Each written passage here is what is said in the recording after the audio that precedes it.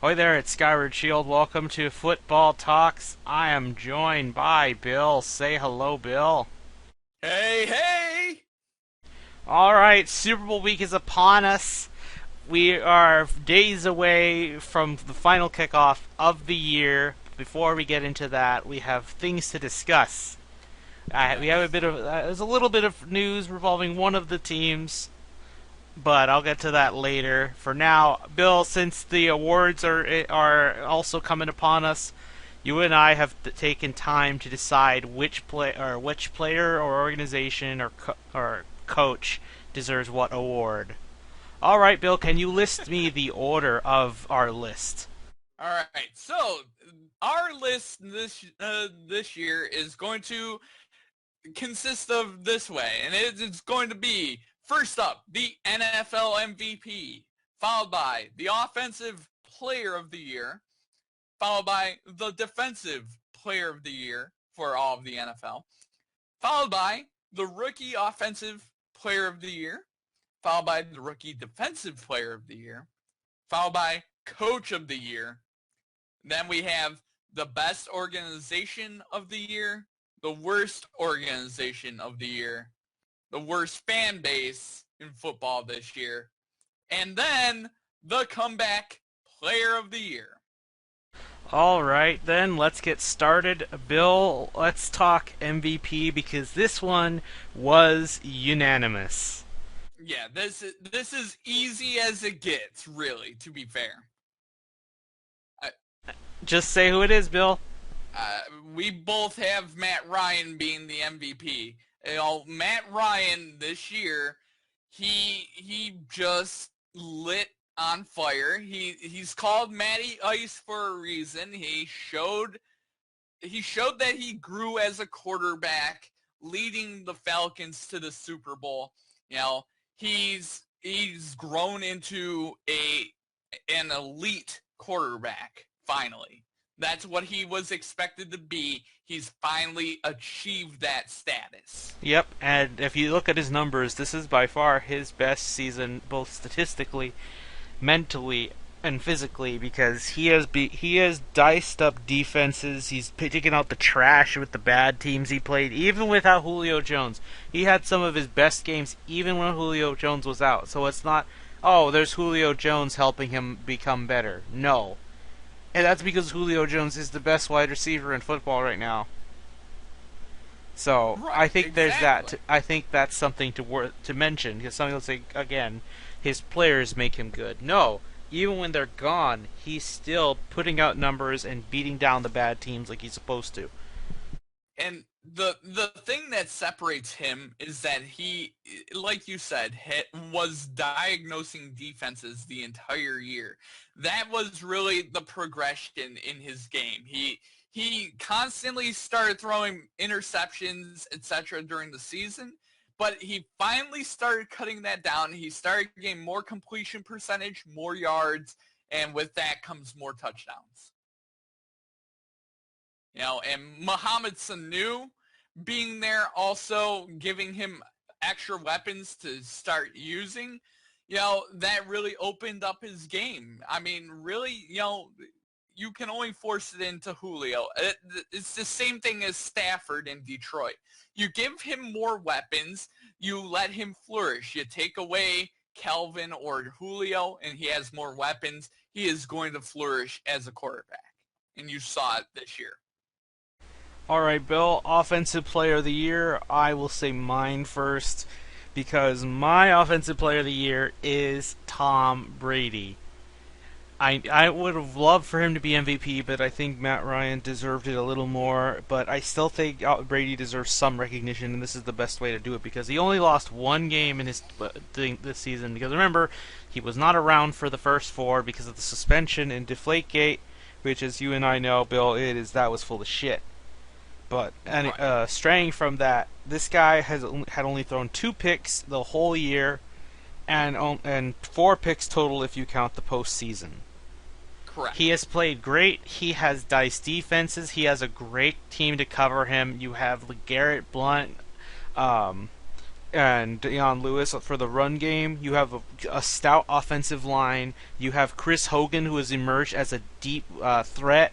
Of course, you have Julian Edelman and Martellus Bennett. No Gronk, no problem. When Gronk was out, even I thought they may not make it, but it didn't matter. Martellus Bennett has made up for the lack of Gronk. This is why they signed him up. If the off chance Gronk gets hurt, we have somebody else to be that guy. Right. Yes. And Bill, who do you have for your offensive player of the year? So my offensive player of the year sort of builds off of my MVP, and without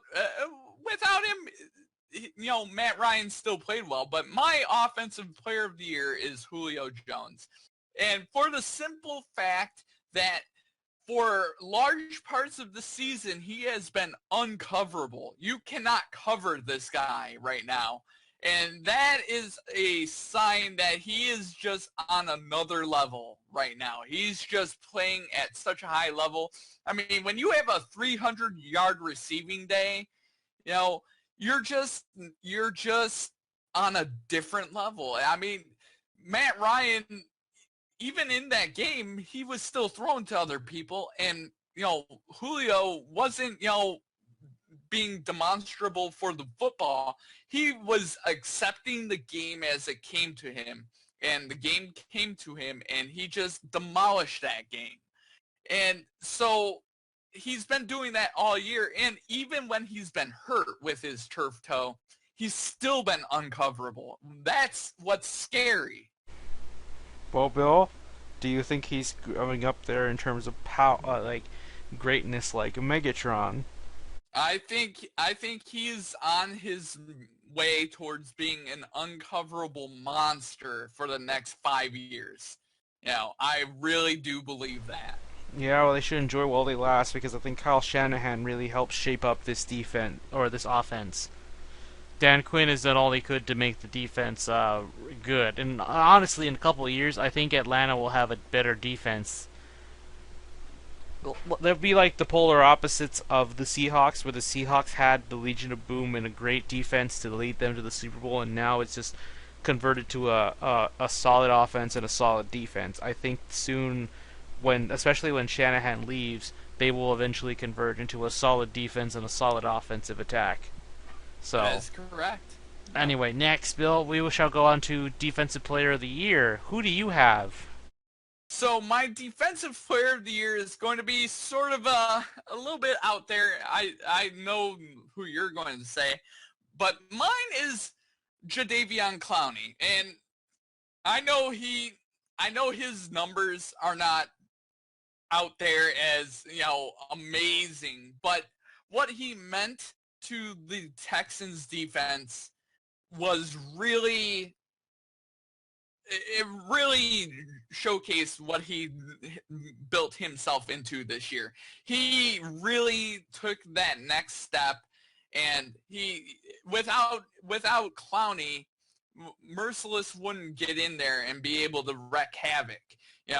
So Jadeveon was at points uncoverable himself. He was getting into the backfield quite a lot, and was a disruptive force for the Texans all during the season when he played. I understand that. I think when Watt returns and he's just as good as he was before, this defense could become legendary. The only unfortunate thing is that we have to deal with Osweiler. And this is why I really want a good quarterback, because if we can get someone like Romo, he may not need to put up 50 points to win a game like he did in Dallas. Whereas you could just score 21 points and have the defense be suffocating and stingy. So, right. I think that is the key, and honestly, next year's schedule is so brutal, I don't see the Texans making the playoffs at all, but that's beside the point. And anyway, for me, I'm going to go with Khalil Mack. At first, I didn't think he was going to get it. I thought it was going to go to Von Miller, but here's the thing. Khalil Mack kept going when it mattered most, whereas Von Miller sort of faded away minus division game, or not division. Division games. Unless you're playing a rival, he was not playing as well as he should have been. like my best example of this, how he played so good in that Chiefs game where Justin Houston returned, and they had the exact same stats in terms of greatness. That they were making the offensive line of their opponent look like garbage, and it wasn't the worst offensive line in the league by far, but that's how good they were. But the difference was the Chiefs' defense kept doing well, whereas the Broncos just stagnated with the rest of the team through demotivation and realizing the playoffs were a futile effort. Yeah. But anyway, I was actually this close to picking D Ford as well because his sack total was high, but I think Khalil Mack was more disruptive, whereas as D Ford had more chances thanks to his the rest of the line. And he mostly did it off of blitzes, which is not a bad thing. But I just thought Khalil Mack was the better defensive player overall, even if he took a bit of a slow start. Right. Because in the playoffs, nobody mentions this, but he played just as well, if not better, than Clowney did in that playoff game they lost. It's because they lost that it gets overshadowed. Had their team won, things would have been a lot different, and Khalil Mack would definitely have been locked in as the Defensive Player of the Year favorite. Oh, yeah. Anyway, Bill, let's move on to the rookie side of things. The Rookie Offensive Player of the Year, and I changed mine, by the way, Bill. So you and I now have unanimous picks for this. Who do you have? I have Dak Prescott because, and I'll put it this way. You know, if you put any running back in that backfield in Dallas, you know, you would have seen a similar result. You know, he exhibited great vision, etc. Don't get me wrong, you know, but I feel like if you put any running back in the backfield in Dallas, you would have had that same result. Now, if you put, you know, any quarterback in that backfield, I think it's a whole different result because without Dak being Dak, you know, and being able to run and escape the pocket, the Dallas Cowboys wouldn't have been half as good as they were. You know, Dak was good enough to keep drives moving, keep the defense off the field, and he didn't make a lot of catastrophic mistakes as a rookie quarterback. You know, and that's really what separates him from Ezekiel, in my opinion, is he played the position of quarterback, the much more difficult position to play, way better than Ezekiel played running back, a much easier position in the NFL as a rookie. Yeah, that's fair. I also have Dak Prescott for reasons like you said. I mean, the playoff game that they lost, I think that he could have helped lead some better drives in the beginning, and if they did, that would have probably been the difference between victory and defeat. Because as much as I tried to not blame the offense on that day when we talked about it, I still think that in some extent they did not be as efficient as they could have in the first half. Right. But I think so too. I think that this, like I said, I think the Cowboys can go to the Super Bowl and win it only if their defense has steps up. I don't think the offense has to do much.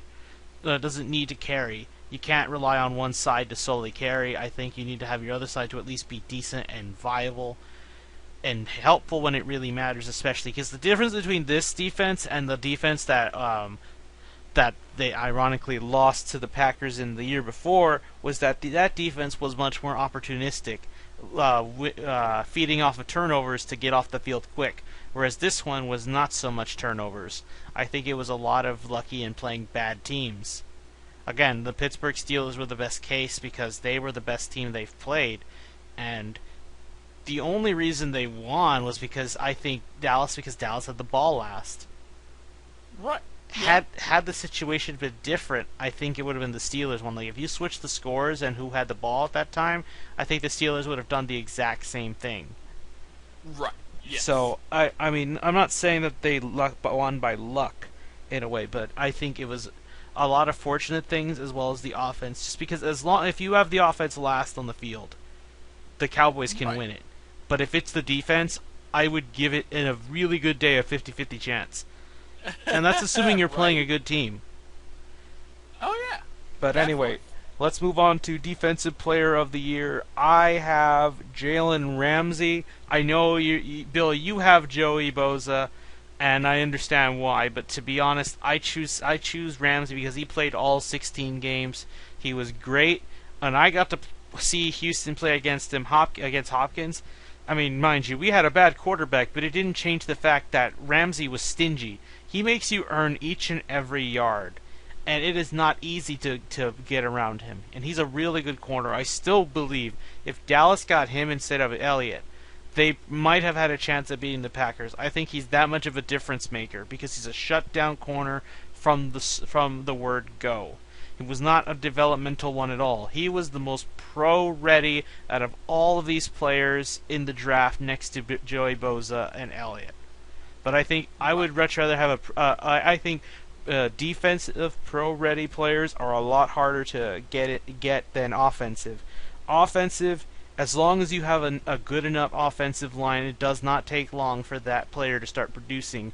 But on defense, you have to learn even more deeper schemes than an offense usually does, as well as having to play against even more talented players and make jokes out of them if you're really Right. that good. But I think that's why I really think Ramsey's going to become a presence for the Jaguars, but they have to fix everything on their side first. If they do, this guy's going to definitely become a Richard Sherman type of popular player. Right. All right, See, tell us who you got. I mean, I already I, spoiled it for you. I got Bosa, and I don't like rewarding players for holding out, and that is a That is a part of the reason. caveat. That's a caveat I'm gonna throw in there. Yeah, But I, when he was in there, he was a disruptive force, and he was a definite force for the Chargers. You know, what bothers he me got was a lot of sacks. what bothers me is that if he stayed, or if he actually got involved from the beginning of the season, if he didn't hold out like a little bitch, he probably might have carried them into the playoffs, or at least had a chance to, because they had a chance as soon as he got in. But I think there were games that they lost that they could have used him, like when they blew it against the Chiefs week 1. Those games they blew at the beginning of the year really cost them. Should they have won a couple more of those? And I think if Bosley were there, they probably could have won because he's such a good difference maker. Who knows? We might have actually had a cool contested and a 3 AFC playoff team set scenario like I thought at first, because I thought the Broncos were going to make it. But the Broncos thankfully missed the playoffs because their offense was stagnant and the defense lost all will to play. Right. But But you know, Bosa played decently when he was in there, and you know, nothing against Jalen Ramsey, but I just, you know, he made a little bit more of an impact for me, in my opinion. all right, Bill, let's go to Coach of the Year. You and I, another case of a unanimous pick. It's Black Jack Del Rio, because from the minute the minute he decided go for two in the very first game to win, that's how you knew this guy was all about putting all his chips on the table to win big or go home. Right. This man had the plan, and you know what? It finally came into shape. And trust me, this isn't the last we're hearing of the Raiders for this podcast, because you had Derek Carr come into fruition, and everyone's like, "Nah, Derek Carr is not that good. He's probably going to be no better than his brother." And I think, I think Blake Bortles will be the greatest quarterback ever. I mean, I ask you now, how do you say? Where do you stand now about that? Can you still say that? I really want the people who actually started saying that Carr was a bad draft pick and saying Blake Bortles was great, because as things stand now, Raiders fans have the last laugh because Derek Carr has had better mechanics since Bortles entered the draft. I mean, Derek Carr was a good draft pick. You know, Blake Bortles was he reminded me of Blaine Gabbert coming out of college. He's just another Blaine Gabbert. Ironically, guess who drafted Blaine Gabbert? Yep, and then that's exactly why I mentioned Blaine Gabbert, because he was drafted by Jacksonville. You know, you know, Bortles reminds me of Gabbert, Whereas Derek Carr reminded me of maybe a Joe Flacco type. Big, tall, strong arm, can do anything.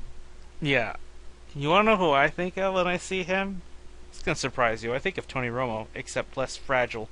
Although I hope that stays the. I hope I'm right on that because the knee getting hurt like that was bad. And that was the same week with Mariota. Yep. But what was I gonna say? Bill, you want to know something crazy? Had the Titans made the playoffs, I might have actually picked Mike Mularkey because he was the biggest joke going in, and he was this close to stealing the playoffs from everyone's expectations.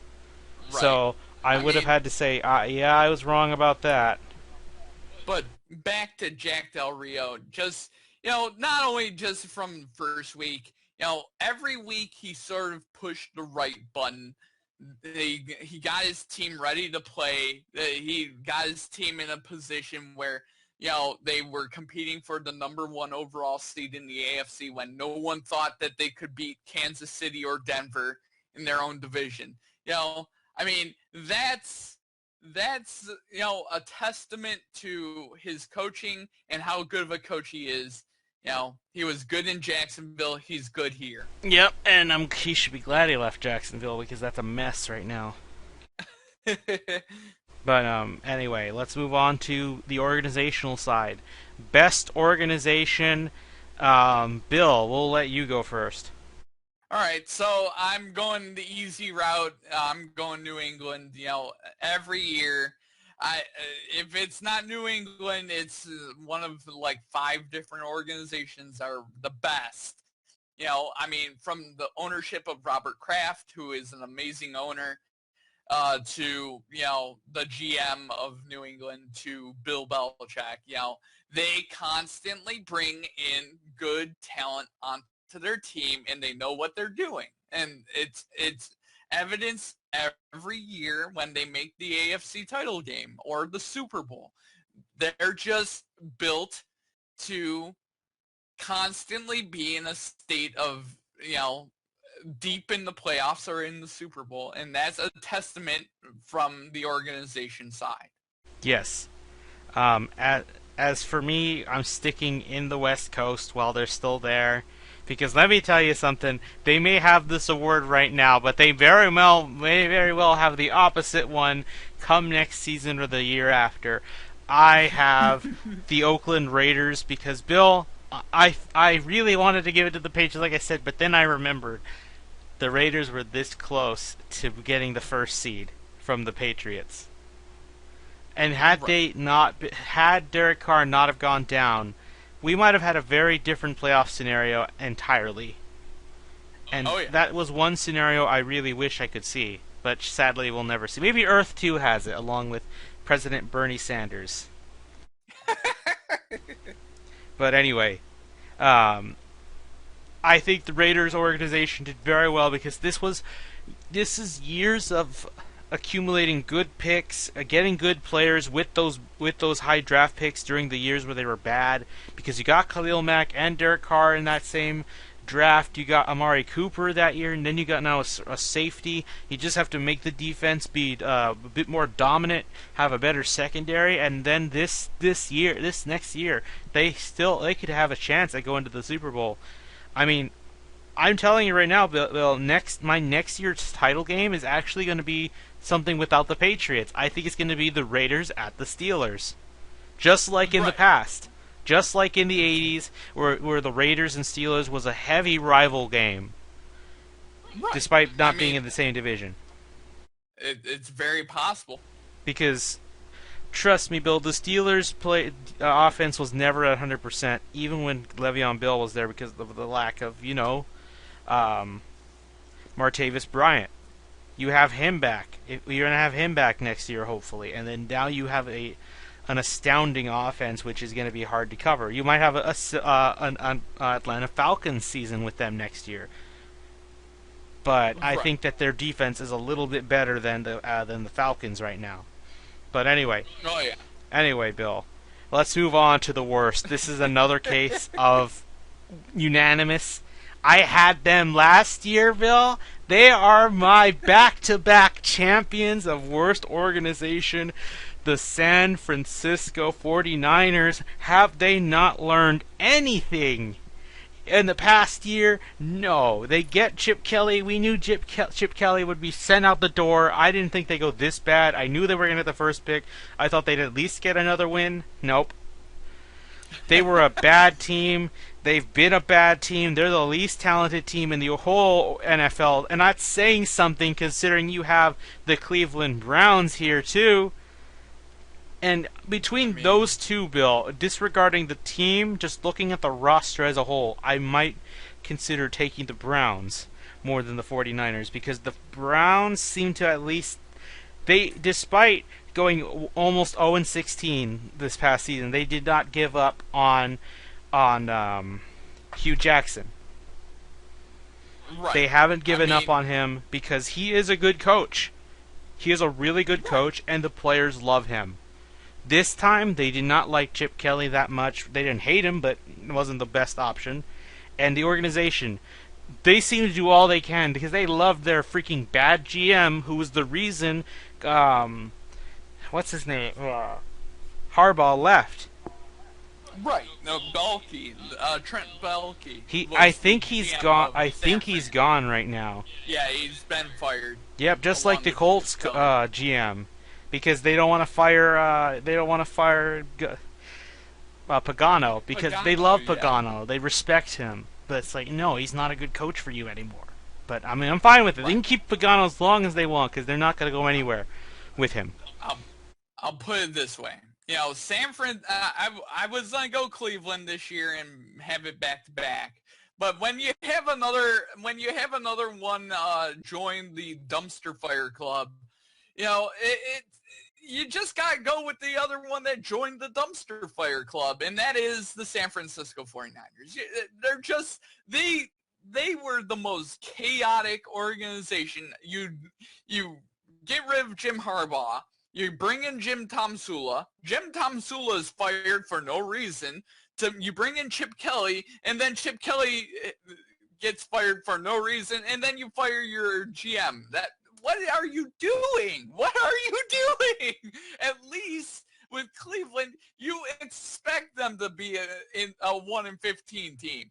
You don't expect San Fran to be like, oh, I'm gonna hire a new coach and then fire and then hire and then fire and then hire and then fire. You know, they joined the ranks of the dumpster fire club, and you know, I had to go them this year. I understand. I don't like them either, Bill. That's why they're my back-to-back champs, because they've learned nothing in their past year. And they're going to repeat history again with the next coach if it's Shanahan, and Shanahan's good, but he is just not. It's not good. Right.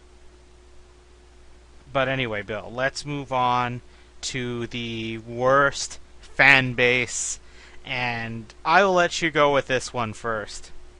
All right. So my idea for the worst fan base was that this fan base didn't come out to support their new team and kept leaving games early, you know, et cetera, and it was the Los Angeles Rams. And I feel sorry for St. Louis Rams fans because they would have supported that team even if it was a bad team. They would have still showed up to those games, and those players that played for the Rams would have had fans in the stands. The Rams moved to Los Angeles.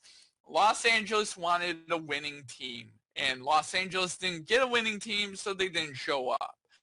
And there you go. That's the worst fan base, and just based off of the criteria that they didn't show up to support their new expansion team. They didn't get welcomed with open arms, you know? Yeah. Anyway, Bill, as for me, I'm going to go with Green Bay.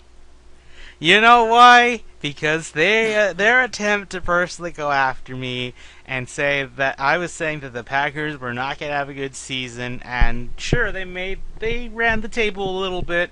They didn't complete it, though, because they lost horribly to a better team, and it showed how bad their defense was. Yeah. So you know what, Packers fans? I said it 2 weeks ago. I'll say it one more time. RELAX. Relax. Relax in Lambeau because you're not here in Houston right now against New England. That was the better team, the Atlanta Falcons, who earned that victory way better than you ever could. I thought Aaron Rodgers could come back from anything. You say he's the GOAT. He can beat any team. He can carry the team on his back and win if he has to. Okay, where was that? I didn't see anything that looked like good Aaron Rodgers in that game. He ran more than the fucking running backs. I thought you said he was the greatest. If he's the greatest, he could do this easy. Oh, wait, how many rings does he have, too, by the way? Just one? Oh, if he's the greatest, he should have more than that. He should at least have two at this point in his career. He's wasting his prime. Maybe because he's not truly the GOAT. The GOAT is Brady. Until Rodgers shows I'm making more appearances in Super Bowls and winning those Super Bowls, nobody has any right to say he's truly the greatest. Stats, to me, don't determine solely how good a quarterback is in the overall rankings within history. Not In the end, it's all who wins the championships, and that's all you're judged on. And some will say, but Josh, we made it to the playoffs, so it was a successful season. No! We're going to find out which team had the successful season this year between the Falcons and the Patriots. Because unless you're the Cleveland Browns, who just making it to the playoffs for the first time in God knows how long and winning, that is a winning season for a team. When a bad team finally makes the leap and reaches a feat that they thought they would never reach. Then you could say that was the playoff. But you're the Packers. You're expected to go to the Super Bowl, like you always say you are. So why aren't you here? I'll just put it this way. If you claim that your team's a dynasty, or really that good, then you should be a dynasty. Like my Red Wings. I would say that they're not a dynasty, even though they've made the playoffs 25 straight years. They're not a dynasty for the simple fact that they haven't won enough championships in a row, or in an era. Whereas the Patriots are a dynasty. There's other teams that are great teams that consistently make the Super Bowl, in history, like the Pittsburgh Steelers of the 70s or the Cowboys in the 90s. If you think of the Denver Broncos in the 80s, they made the playoffs every single year, and they wasted Elway until 1998. Yeah, and then if you want to go to other sports, look at basketball. In the past decade, you had the Spurs dynasty, which is it over? Maybe, but it may not be, because Kawhi Leonard could just take the helm and become that guy and just be the next Tim Duncan.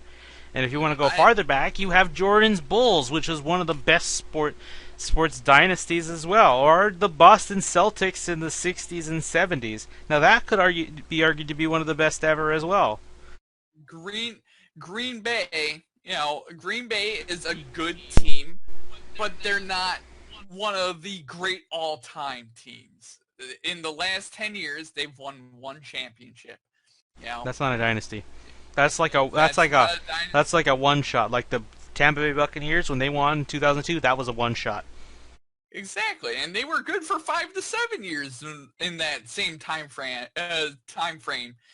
So I always look at it like this: is if you're truly a great team with a truly great cast of characters, you make the Super Bowl multiple times and win multiple Super Bowls. Yeah. All right then, let's move on. We need to get through this, man. Bill, we put a lot of time into this. Oh God. Anyway, the last thing, comeback player of the year. Who do you have, Bill? I've got Jordy Nelson. You just gotta respect the guy. He is a great player. He came back from an ACL injury in the knee, and coming back from that, you got to give the guy a lot of credit. I don't like when he's asking for flags and stuff, but you got to give the guy a lot of credit for coming back, putting in the work, and, tearing my Lions to shreds in 1 week. So, I give them a big round of applause. That is a very, very admirable thing to do. Yep, and as for me, I'm going to go with Le'Veon Bell. Like I said, the Steelers were not at 100% full power because of the Martavis Bryant absence, but you know what?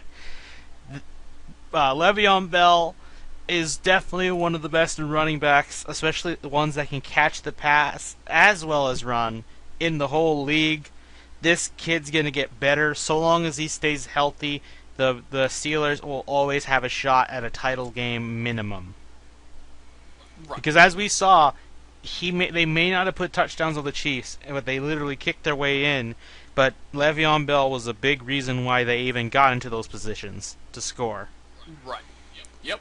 Anyway, Bill, the little bit of news to mention, Wes Welker has joined the Texans. Not as a player, but as a wide receiver and special teams coach. Huh. Should be interesting. Wes Welker can definitely be a good instructor. I'm not sure if he would instruct by example, because he likes to muff a lot of punts and catches when they really matter. So Right. as long as he does not show but just tells, he might be a better asset for the Texans. And plus, he already knows how O'Brien's systems work, so it should not be Right. much of a time learning. So does this mean Wes Welker is now definitely retired? He hasn't said it yet. Definitely. Yeah. He should be retired. I'm shocked he hasn't formally announced it. But anyway, Bill, let's preview the Super Bowl. The moment we've all been waiting for. It is upon us, Bill. And what is the first thing to discuss? I will tell you. What do the Patriots need to do to contain this offense? Well, I'll be just brutally honest. What they need to do is stifle the running game. They need to make sure they contain Devontae Freeman and Tevin Coleman. They cannot allow them to kill them, because if that running game gets loose,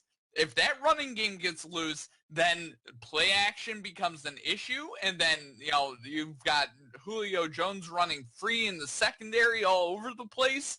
That's the big issue. They have to contain the running game. That is paramount to their success. Yes. I think that's true, but I also think they need to double cover Julio Jones. Oh yeah, definitely. You have to double cover him because you got to minimize his impact, because as we learned in the title games from last week, Chris Hogan had the same exact stats as Julio Jones. So while I will say Julio Jones is a freak of nature, because the catches he made to get those stats were great, the Patriots have proven it doesn't matter who you are, Tom Brady will help you get wide open for chances to be just as effective as even the best of wide receivers. Right. So that, I think, is key. The other key is on offense. The Patriots must be able to score and hang with the Falcons' offense should the defense fail them, which I don't think it will entirely. I still think the Falcons will score points. What really comes down to it to me is, will they force them into just field goals instead of touchdowns? If they can do that, and the Patriots can put up touchdowns, because I believe they can. This Falcons defense is better than it was earlier in the year. But it can be exposed. As we have seen, Tom Brady has exposed the best defenses this year. He exposed the Texans defense twice. Well, once, actually. What am I saying? He exposed the Texans defense for its flaws. Despite it being tight man-to-man coverage, he was able to find openings. And then you had the Steelers defense, which I think is underrated a little bit. And he's exposed the Broncos defense in the regular season. Right. And I'll put one other thing as a key to the Patriots. The one key that they need to do is they need to come out and play a very, very varied look on defense against Atlanta's offense and consistently confuse them, especially early in the game. Because Atlanta's going to be very, the nerves are going to be Yeah, there. if it You know, becomes a shootout, at this point, it would become who makes the mistake first. exactly. It would become a matter of who fucks up first, who throws the turnover when it really matters, and does the other team make them pay for it. And I think that could also be one of the biggest deciding factors in the final score. Um, Aside from that, Bill, what I'm thinking is Tom Brady is going to go all out and have a MVP type of game. In fact, I will dare say that he is the MVP for this game because it's going to be all him. Despite being called old and losing his touch, it's fine. Tom Brady has a solid run game behind him. So for the Falcons to have a chance, they have to contain that run game, which even if you do, it may not even matter because Brady gives such various looks and changes to a play that he could still find ways to make offensive players open. Because Exactly. Garrett Blunt is a good running back, but he's also good with the catch. Same with Dion Lewis. I mean, and another key for Atlanta is figuring out what New England's going to be doing on offense because they're the Swiss Army knife. You don't know what you're going to get from the Patriots. If you can, if you can diagnose it early, if you diagnose what they're doing early and figure out what they're trying to do, then that's going to go a long way towards helping you win the Super Bowl. Because, if they're not going to be using LeGarrette like in the last game where they didn't really use LeGarrette Blunt too much, then you can sort of key into the fact that, they're going to start throwing the football all over the place. Yeah, And but that's that depends if they can stop the run first. I mean, it's sort of, trying to key in who they're going to use and what personnel they're going to use, and typically New England always has that one little trick up their sleeve, and you got to sort of be ready for the trick, like the flea flicker. Yeah, I don't know if they'll use the flea flicker again, but Oh, they're definitely not. but I am curious to see how this goes, especially when it comes to the final minutes. Because if it's close, the Falcons haven't. I don't think the Falcons have had a close game since when they lost to the Chiefs in the regular season. I think that was the closest game they had in recent memory. And that was not towards the end of the season. That was in the middle of the season. So, to be honest, I think the Falcons have had they're used to just trouncing over opponents. They're like the Golden State Warriors this year. They're expected to beat teams by 50 points, though. We're just using that in basketball terms here, so in football terms, think of it by 20 points or more. That's what they're used to beating teams by. They have not played a close game since that one, and I think it's because they took that one to heart. Because I think they know if they have to play a team close, it really pressures them. Maybe. I think that loss to the Chiefs really affected their stigma or how they think in their minds, because that was a loss that could have been avoided, and that was a 2-point conversion throw that was turned back to win the game for the Chiefs. That is horrible. Right. Because it's one thing if the Chiefs scored, at least you get the ball back. You had to give them the ball back after they put those points.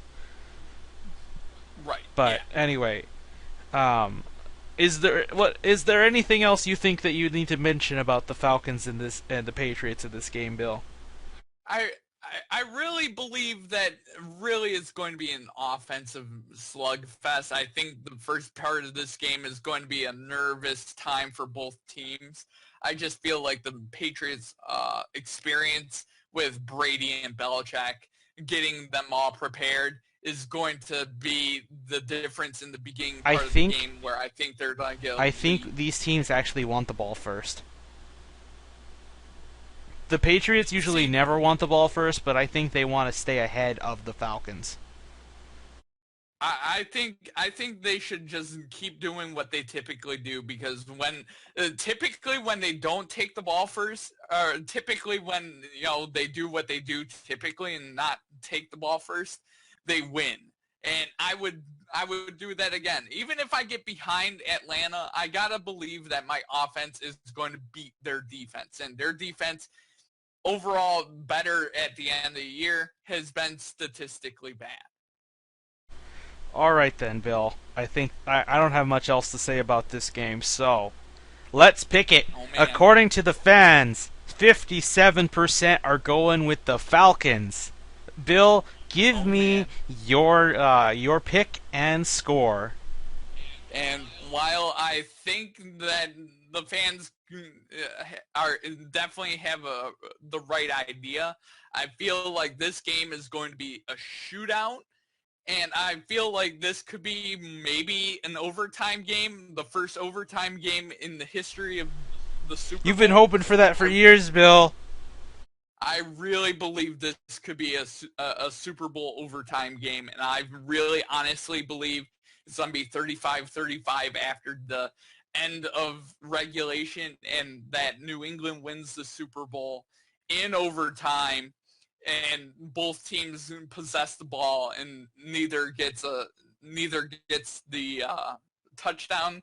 And the way that they win it is Gostkowski kicks a field goal, makes it 38-35 in overtime. All right. As for me, I think this one, for a good moment of the game, it's going to feel great. But ultimately, I think the Patriots will cruise to a good and comfy win. I'm going to go 35 for the Patriots, but 21 for Atlanta. I think Atlanta will hang at the beginning, but then the defense is going to start throwing different schemes and confuse and utterly stuff the Falcons.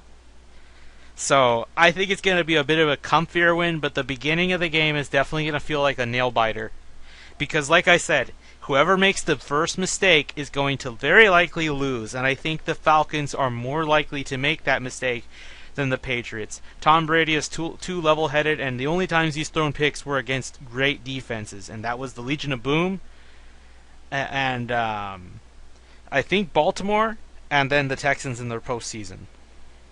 Right. So I think that's what it's going to come down to. I'm going to go with the Patriots. I think Atlanta, I will say, if Atlanta can contain this type of offense for next year, I think they will possibly repeat an appearance in the Super Bowl. Very possible. Anyway, I think that's all for this one. Do you have anything else to say, Bill, before we go? I think we're good. There's really nothing more to say. It's going to be an amazing Super Bowl, I think. Yeah, and then we will see you for the finale of this season for Football Talks, when we end the year with our recap of the Super Bowl and just a recap of the season. How was it in general? So we'll see you guys then.